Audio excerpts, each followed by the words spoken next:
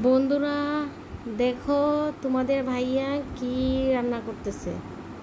ঠিক আছে, এই যে এইখানে বটবটি দিয়ে ডিম দিয়া নাসি গোরিং রান্না করতেছে। নাসি গোরিং না, নাসি গোরিং রান্না করতেছে ভাত দিয়া। তো আমি জীবনও নাসি গোরিং খাই নাই এইভাবে। তো মালয়েশিয়ান রান্না আর কি। তো ওনার নিজের হাতে পাক করতেছে মালয়েশিয়ান রান্না।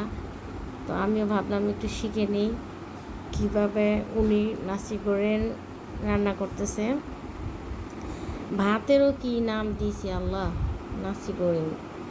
তো এই যে ওনার ভাত রান্না হয়ে যাচ্ছে, আর এদিক দিয়ে আমি প্রকৃতি টকৃতি যা কিছু আছে সব দেখে নিলাম। আর একটা কথা কি জানেন, উনি রান্না করতে গিয়ে এত পরিমাণে ঘামাইছে যে কি বলবো।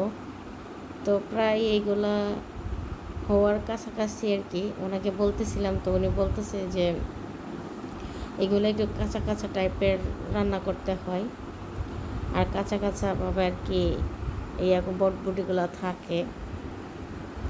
তো এই তো রান্না হয়ে যাচ্ছে, প্রায় শেষ পর্যায়ে। তো এই যে আমি ভালো করে দেখাচ্ছি যে এটাতে কি কি দিছে। এটাতে দিছে ডিম, তারপরে আর কি কি দিছ, এই যে দেখেন কি ঘামাইতেছে। তারপরে শাক, এত পরিমাণে ঘামাইছো, তারপরও তোমার কাছে ভালো লাগতেছে রান্না করতে? বলো।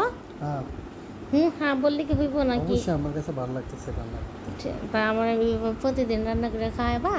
ইনশাআল্লাহ। আচ্ছা ঠিক আছে, তো চলো। ফ্রি থাকি, যদি পারি ওকে।